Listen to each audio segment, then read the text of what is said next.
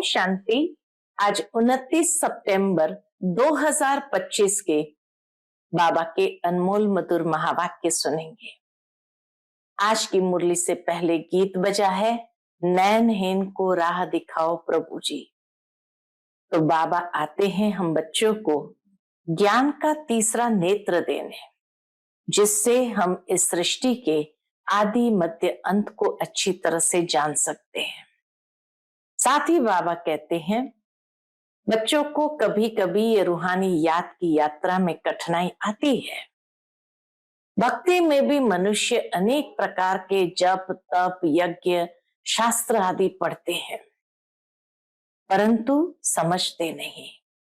इसी कारण से कहा जाता है कि ब्रह्मा की रात और ब्रह्मा का दिन, तो आधा कल्प ब्रह्मा की रात भी चलती है। बाप बच्चों को आकर के ज्ञान का तीसरा नेत्र देते हैं, जिससे ही पुजारी से पूज्य बन जाते हैं। भारत ही आधा कल्प पुजारी भी रहता है और आधा कल्प पूज्य भी बन जाता है। अभी भारतवासी जो आदि सनातन देवी देवता धर्म वाले थे, उन्हों को अपने धर्म का कुछ भी पता नहीं है। अनेक धर्म में बाबा कहते कन्वर्ट हो गए हैं। जो अपने धर्म का होगा, आदि सनातन देवी देवता धर्म का होगा, उनको टच होगा और वो आ जाएंगे समझने के लिए और फिर पुरुषार्थ करने लग पड़ेंगे। तो सुनते हैं आज के बाबा के अनमोल मधुर महावाक्य। ओम शांति। मीठे बच्चे, बाप आए हैं तुम्हें ज्ञान का तीसरा नेत्र देने, जिससे तुम सृष्टि के आदि मध्य अंत को जानते हो। आज की मुरली से प्रश्न है, शेरनी शक्तियां ही कौन सी बात हिम्मत के साथ समझा सकती है? शेरनी शक्तियां कौन सी बात हिम्मत के साथ समझा सकती है? उत्तर है, दूसरे धर्म वालों को यह बात समझाना कि बाप कहते हैं तुम अपने को आत्मा समझो, परमात्मा नहीं। आत्मा समझकर बाप को याद करो तो विकर्म विनाश होंगे और तुम मुक्ति धाम में चले जाएंगे। परमात्मा समझने से तुम्हारे विकर्म विनाश नहीं हो सकते। बाबा कही ये बात उन्हें अच्छी तरह समझानी है कि परमात्मा समझने से तुम्हारे विकर्म विनाश नहीं हो सकते। ये बात बहुत हिम्मत से शेरनी शक्तियां ही समझा सकती है। समझाने का भी अभ्यास चाहिए। आज की मुरली से पहले गीत बजा है, नैनहीन को राह दिखाओ प्रभु जी। ओम शांति। बच्चे अनुभव कर रहे हैं। क्या अनुभव कर रहे हैं? रूहानी याद की यात्रा में कठिनाई देखने में आती है। बच्चों का ये अनुभव है कि याद की यात्रा में थोड़ी कठिनाई है। भक्ति मार्ग में दर दर कितनी ठोकरें खाई है। अनेक प्रकार के जप तप यज्ञ करते, शास्त्र आदि पढ़ते, जिस कारण ही ब्रह्मा की रात कहा जाता है। आधा कल्प रात, आधा कल्प दिन। ब्रह्मा अकेला तो नहीं होगा ना। प्रजापिता ब्रह्मा है तो जरूर उनके बच्चे कुमार कुमारियां भी होंगे, परंतु मनुष्य नहीं जानते कि प्रजापिता ब्रह्मा कौन है, उनके कुमार कुमारियां कौन है, ये मनुष्य नहीं जानते। बाप ही बच्चों को ज्ञान का तीसरा नेत्र देते हैं, जिससे तुमको सृष्टि के आदि मध्य अंत का ज्ञान मिला हुआ है। तुम कल्प पहले भी ब्राह्मण थे और देवता बने थे। जो बने थे वही फिर बनेंगे। आदि सनातन देवी देवता धर्म के तुम हो। तुम ही पूज्य और पुजारी बनते हो। अंग्रेजी में पूज्य को वर्शिप वर्दी कहते हैं और पुजारी को वर्शिपर कहा जाता है। पूज्य को वर्शिप वर्दी और पुजारी को वर्शिपर कहा जाता है। भारत ही आधा कल्प पुजारी बनता है। आत्मा मानती है हम पूज्य थे, फिर हम ही पुजारी बने हैं। पूज्य से पुजारी फिर पूज्य बनते हैं। पूज्य से पुजारी फिर पुजारी से पूज्य बनते हैं। बाप तो पूज्य पुजारी नहीं बनते हैं। तुम कहेंगे हम पूज्य पावन 100 देवी देवता थे, फिर 84 जन्म के बाद कंप्लीट पतित पुजारी बन जाते हैं। अभी भारतवासी जो आदि सनातन देवी देवता धर्म वाले थे, उन्हों को अपने धर्म का कुछ भी पता नहीं है। इतने नयनहीन बन गए हैं जो उनको अपने धर्म का कुछ भी पता नहीं है। तुम्हारी इन बातों को सब धर्म वाले नहीं समझेंगे। जो इस धर्म के कहाँ कन्वर्ट हो गए होंगे वही आएंगे। ऐसे कन्वर्ट तो बहुत हो गए हैं। बाप कहते जो शिव और देवताओं के पुजारी है उनको सहज है, अन्य धर्म वाले माथा खपाएंगे। जो कन्वर्ट होगा उनको टच होगा। जो कन्वर्ट हो गए हैं बाबा कहते उनको टच होगा और आकर समझने की कोशिश करेंगे, नहीं तो मानेंगे नहीं। आर्य समाजियों में से भी बहुत आए हुए हैं, सिख लोग भी आए हुए हैं। आदि सनातन देवी देवता धर्म वाले जो कन्वर्ट हो गए हैं उनको अपने धर्म में जरूर आना पड़ेगा। जो आदि सनातन देवी देवता धर्म वाले द्वापर के बाद दूसरे धर्म में कन्वर्ट हो गए, उनको वापस अपने धर्म में जरूर आना पड़ेगा। झाड़ में भी अलग अलग सेक्शन है, फिर आएंगे भी नंबरवार। टाल टालियां निकलती रहेगी। वह पवित्र होने कारण उन्हों का प्रभाव अच्छा निकलता है। इस समय देवी देवता धर्म का फाउंडेशन है नहीं, जो फिर लगाना पड़ता है। बहन भाई तो बनाना ही पड़े।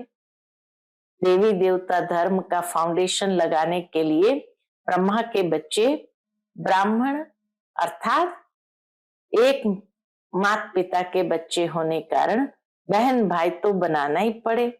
हम एक बाप के बच्चे, सब आत्माएं भाई भाई है, फिर भाई बहन बनते हैं। अब जैसे कि नई सृष्टि की स्थापना हो रही है, पहले पहले है ब्राह्मण। नई सृष्टि की स्थापना में प्रजापिता ब्रह्मा तो जरूर चाहिए। ब्रह्मा द्वारा ब्राह्मण होंगे। इनको रुद्र ज्ञान यज्ञ भी कहा जाता है। इसमें ब्राह्मण जरूर चाहिए। प्रजापिता ब्रह्मा की औलाद जरूर चाहिए। प्रजापिता ब्रह्मा के संतान जरूर चाहिए। वह है ग्रेट ग्रेट ग्रैंडफादर। ब्राह्मण है पहले नंबर में चोटी वाले। आदम बीबी एडम ईव को मानते भी हैं। इस समय तुम पुजारी से पूज्य बन रहे हो। तुम्हारा सबसे अच्छा यादगार कौन सा है? बाबा कहते तुम्हारा सबसे अच्छा यादगार मंदिर दिलवाड़ा मंदिर है। नीचे तपस्या में बैठे हैं, ऊपर में राजाई, और यहाँ तुम चैतन्य में बैठे हो। यह मंदिर खलास हो जाएंगे, फिर भक्ति मार्ग में बनेंगे। तुम जानते हो अभी हम राजयोग सीख रहे हैं, फिर नई दुनिया में जाएंगे। वह जड़ मंदिर, तुम चैतन्य में बैठे हो। वह जड़ मंदिर है, तुम चैतन्य में बैठे हो। मुख्य मंदिर यह ठीक बना हुआ है। बाबा भी कहते मुख्य मंदिर यह दिलवाड़ा मंदिर ठीक बना हुआ है। स्वर्ग को नहीं तो कहां दिखाए, इसलिए छत में स्वर्ग को दिखाया है। इस पर बहुत अच्छा समझा सकते हो। बोलो भारत ही स्वर्ग था, फिर अब भारत नरक है। इस धर्म वाले जट समझेंगे। हिंदुओं में भी देखेंगे तो अनेक प्रकार के धर्मों में जाकर बैठे हैं। हिंदुओं को भी देखेंगे क्या हुआ है, कन्वर्ट होकर के अनेक प्रकार के धर्मों में जाकर पड़े हैं। तुमको बहुत मेहनत करनी पड़ती है निकालने में। बाबा ने समझाया है क्या करो, मेहनत कौन सी मुख्य करनी है। बाबा ने समझाया है अपने को आत्मा समझ, मामेकम याद करो, बस और कुछ बात ही नहीं करना चाहिए। जिनका अभ्यास नहीं उनको तो बात करनी भी नहीं चाहिए, नहीं तो बीके का नाम बदनाम कर देते हैं। अगर दूसरे धर्म वाले हैं तो समझाना चाहिए कि यदि तुम मुक्तिधाम में जाना चाहते हो तो क्या करो, अपने को आत्मा समझो, बाप को याद करो। अपने को परमात्मा नहीं समझो, अपने को आत्मा समझ बाप को याद करेंगे तो तुम्हारे जन्म जन्मांतर के पाप कट जाएंगे और मुक्तिधाम चले जाएंगे। तुम्हारे लिए ये मन मना भव का मंत्र ही बस है। बाबा कहे तुम्हारे लिए ये मन मना भव का मंत्र ही बस है, परंतु बात करने की हिम्मत चाहिए। शेरनी शक्तियां ही सर्विस कर सकती है। सन्यासी लोग बाहर में जाकर विलायत वालों को ले आते हैं कि चलो तुमको स्पिरिचुअल नॉलेज देवे। अब वह बाप को तो जानते ही नहीं है, ब्रह्म को भगवान समझ कह देते इसको याद करो, बस ये मंत्र दे देते हैं। जैसे किसी चिड़िया को अपने पिंजड़े में डाल देते हैं। तो ऐसे ऐसे समझाने में भी टाइम लगता है। बाबा ने कहा था हर एक चित्र के ऊपर लिखा हुआ हो, कौन सी बात लिखी हुई है, हर एक चित्र पर लिखा हुआ हो शिव भगवान वाच, ये जरूर लिखना है। तुम जानते हो इस दुनिया में धनी बिगर सब निधन के हैं। पुकारते हैं, क्या पुकारते हैं, तुम मात पिता हम बालक तेरे। अच्छा उनका अर्थ क्या, ऐसे ही बोलते रहते तुम्हारी कृपा से सुख घनेरे।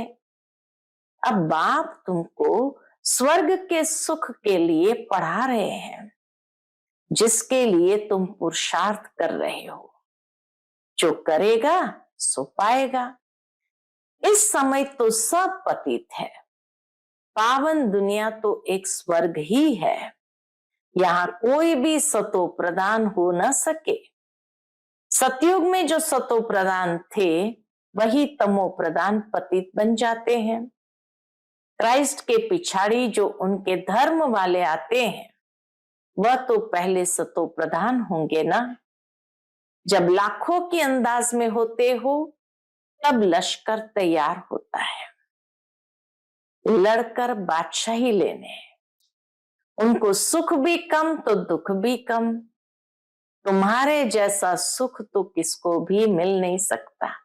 बाबा कहते तुम्हारे जैसा सुख अर्थात स्वर्ग का सुख तो किसी को मिल भी ना सके। तुम अभी तैयार हो रहे हो, कहाँ के लिए। बाबा कहते तुम अभी तैयार हो रहे हो सुखधाम में जाने के लिए। बाकी सब धर्म कोई स्वर्ग में थोड़ी आते हैं। भारत जब स्वर्ग था तो उन जैसा पावन खंड कोई होता नहीं। जब बाप आते हैं तभी ईश्वरीय राज्य स्थापन होता है। वहां लड़ाई की बात नहीं, लड़ना झगड़ना तो बहुत पीछे शुरू होता है।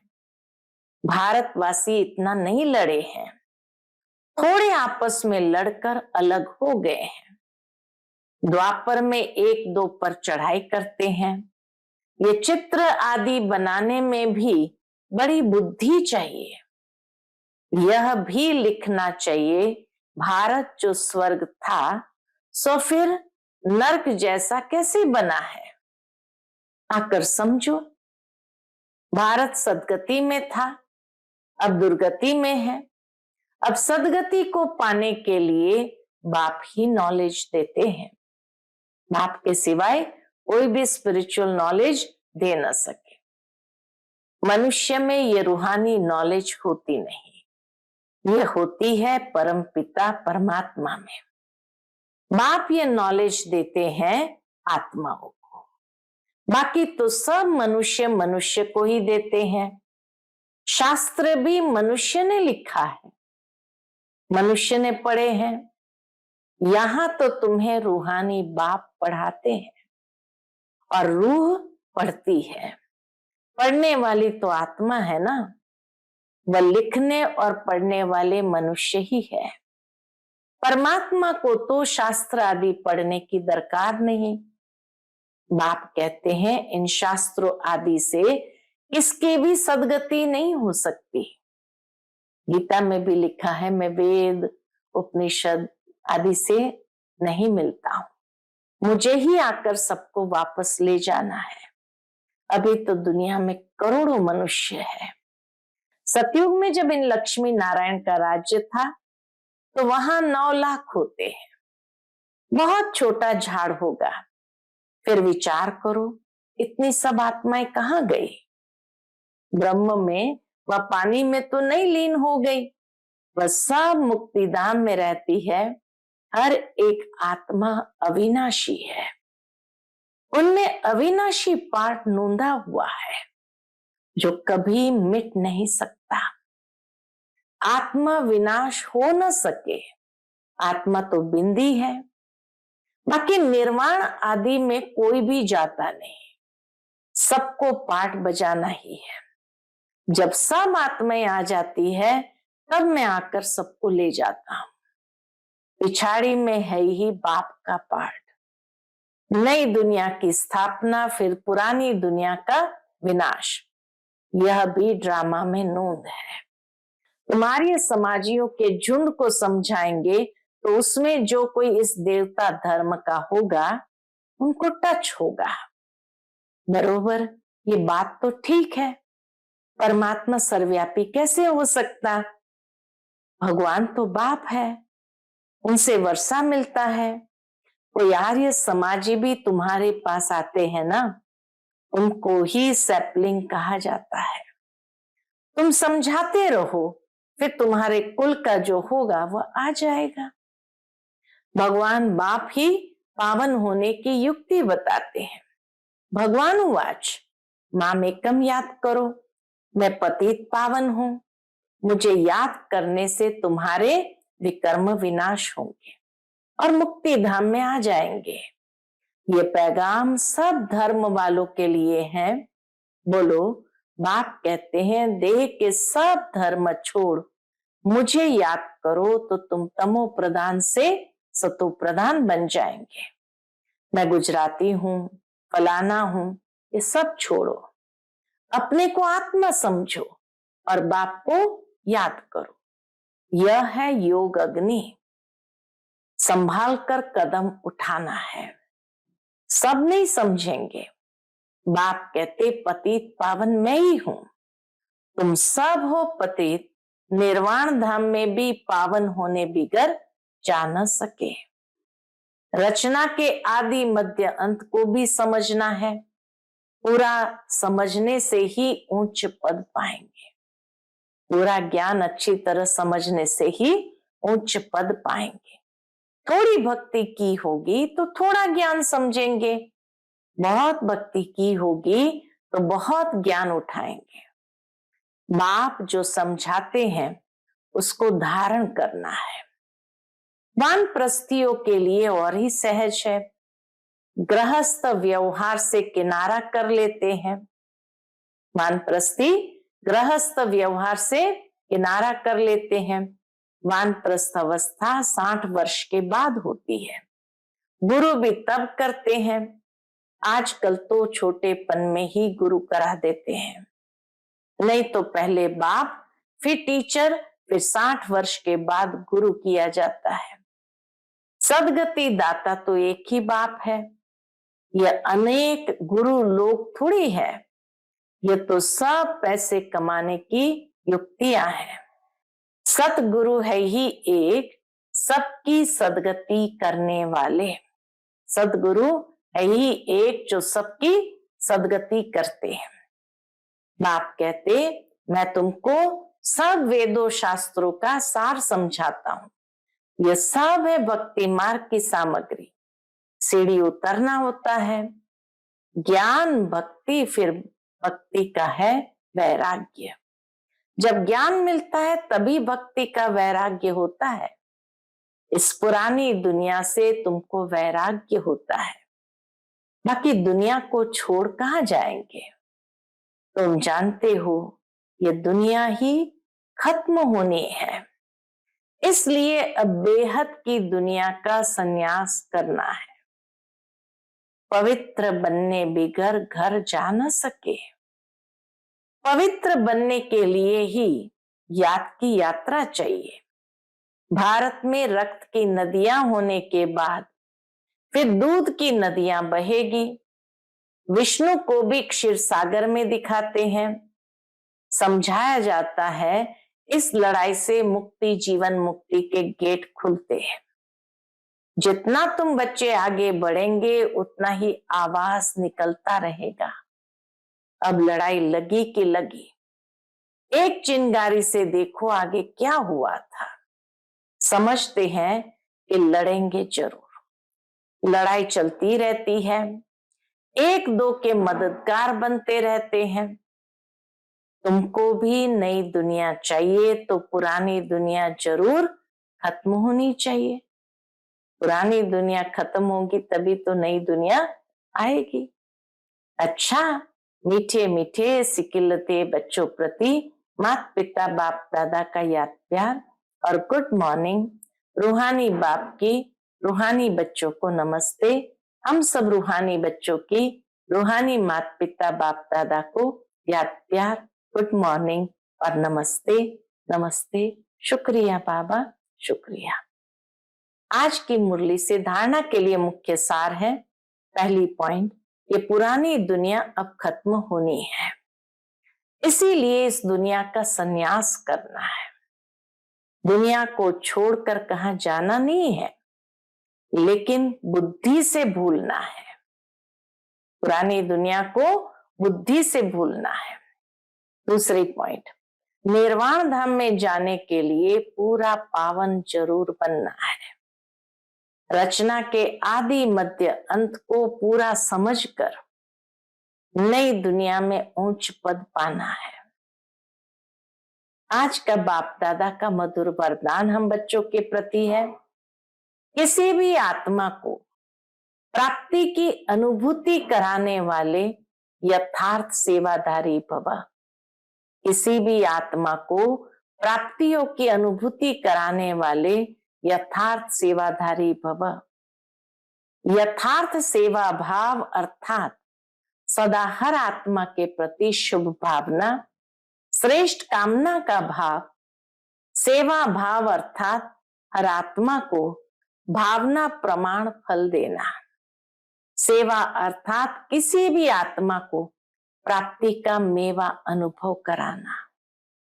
ऐसी सेवा में तपस्या साथ साथ है। जहां यथार्थ सेवा भाव है वहां तपस्या का भाव अलग नहीं है। जिस सेवा में त्याग तपस्या नहीं, वह है नामधारी सेवा। इसलिए त्याग तपस्या और सेवा के कंबाइंड रूप द्वारा सच्चे यथार्थ सेवाधारी बनो। आज का स्लोगन है, नम्रता और धैर्यता का गुण धारण करो तो क्रोधाग्नि भी शांत हो जाएगी। नम्रता और धैर्यता का गुण धारण करो तो क्रोधाग्नि भी शांत हो जाएगी। आज का व्यक्त इशारा है, अब लगन की अग्नि को प्रज्वलित कर योग को ज्वाला रूप बनाओ।